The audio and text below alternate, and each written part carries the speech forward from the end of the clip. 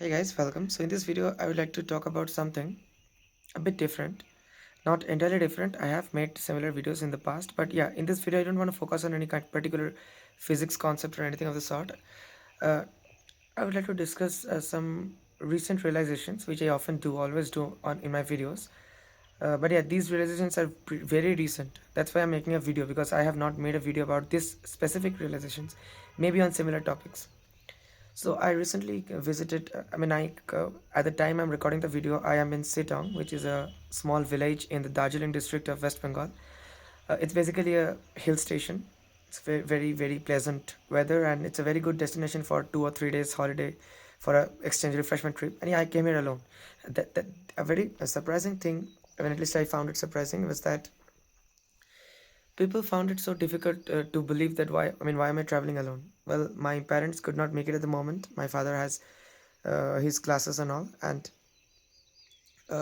maybe my parents could have accompanied me if they wanted, but uh, I chose to travel alone because there are a lot of plus points about traveling alone. You can, for one, you can there is something called financial management. If you travel with your parents or with whatever, then you subconsciously you think that okay, the finances of the travel and all of the expenses, it's not solely my responsibility. And once you think that, you will never learn how to independently manage your finances, which you have to do at one point of time in your life.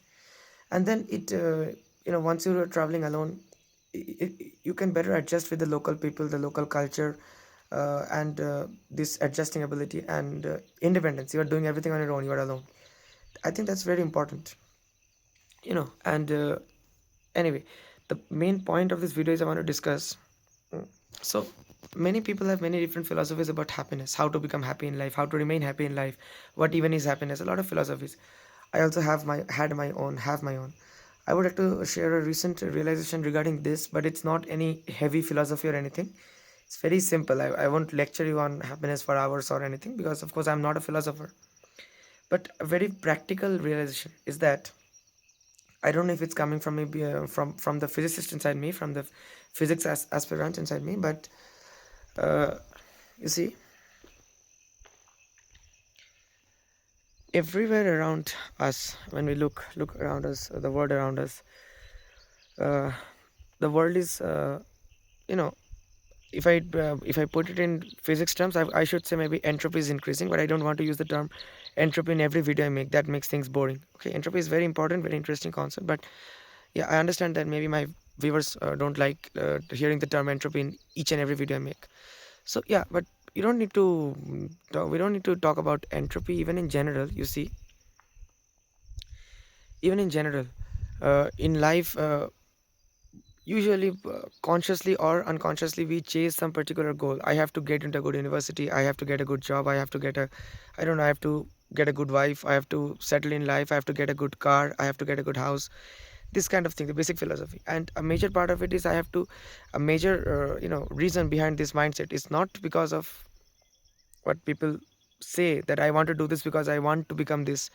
I In most of the cases, the real reason is that they want to get accepted, or they want to feel a sense of belonging to society. Society will only respect you, will only accept you if you have at least some good stable source of income, if you have a good car, good house, and all those the usual societal standards.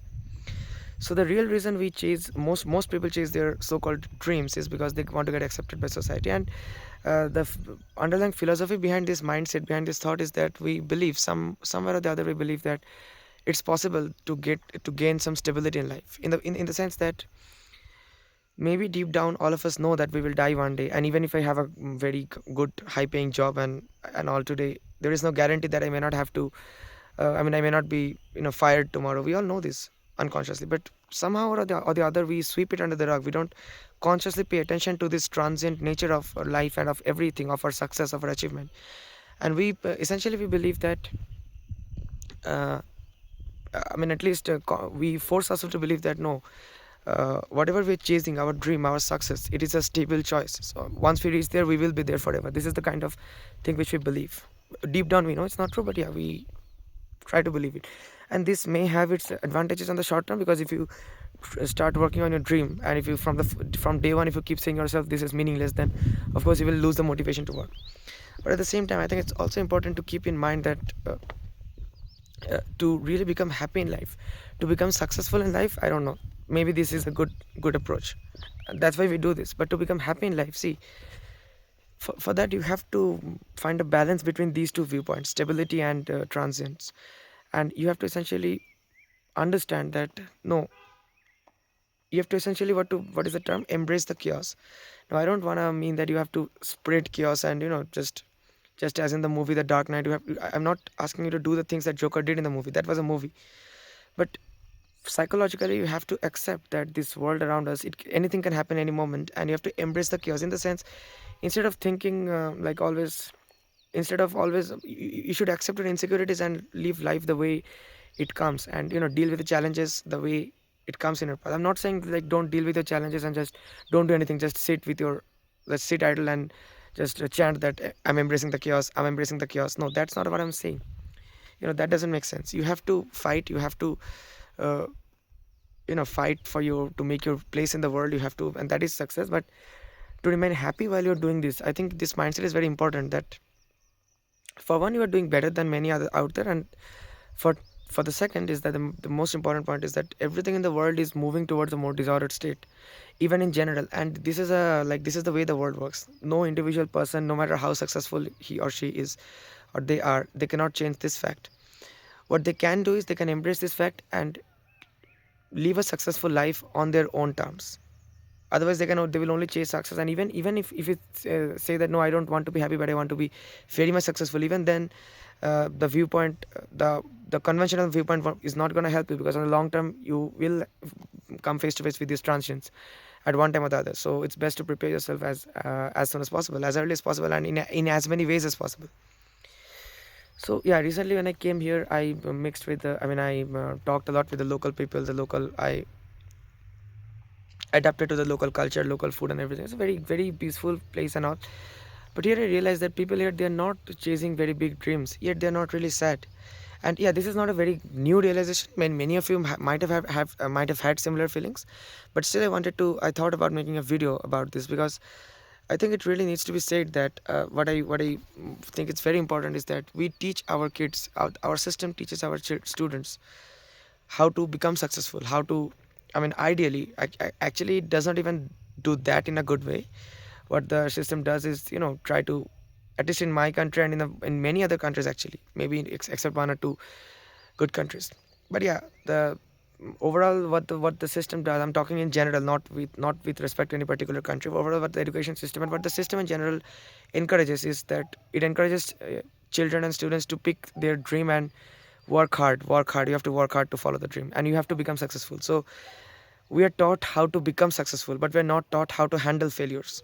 But here's the reason: success and failure, they're the kind of, you cannot have one without the other. So I think it's equally important, if not more, to teach the children how to handle failure. Otherwise, if even if they become successful initially up to a level, but once they come face to face with a really major failure in life, which they're bound to at some point of time or the other, then they just get lost. They cannot take it, and they break down completely. On the other hand, if you know how to handle failure, if you have the big picture in mind, if you have within you some compassion and some the bigger picture, then even if you do not succeed at the local level, if you lose some competition, or maybe if things do not work out exactly the way you wanted, you do not break down. You on the other hand, you focus more on your next goal.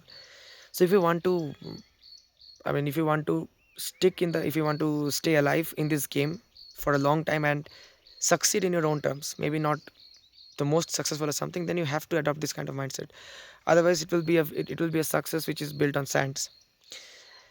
And yeah, at the end of the day, this might not sound like a very cheerful thought, like everything is moving towards more disorder. But you see, just like here I am all alone within the fog, walking in the fog, and this realization is very much hitting me at this point. Like we should all try to focus on how to handle failures more, or at least as much, give this topic as much importance, if not more, than how to become successful, the conventionally what we are taught. Because at the end of the day, you see, life is not about anything. People will say that life is not about only success, life is about this, life is about that. But my point is, we live in such an uncertain world, and we understand so little about the fundamental questions. We are not in a position to make a claim that life is about this and not about that. Life could be about anything, life could be about nothing, like life could be about everything. It's for us to figure out. But what we can say with a reasonable amount of certainty is that we need to make sure that we do it in a way that stick we stick to the game. We do not, I mean, we do not lose our urge to live life. That is most important, and for that I think we should learn how to handle failure, and we should develop within us this habit, this mindset of embracing the chaos and embracing challenges head on, without no need to like meticulous planning what will happen, what not. That will amount to overthinking, and that will slow down your productivity. You cannot predict what will happen in life 5 years from now, but develop this mindset that whatever happens, maybe it will not all be in my favor. So yeah, hope for the best but prepare for the worst. So yeah, I just thought of making this video. It's a very peaceful place here, and I don't know, I maybe I didn't say anything very much important or new or insightful in this video, but yeah, anyway. Okay, thank you, and I'd like to know your thoughts on this as well.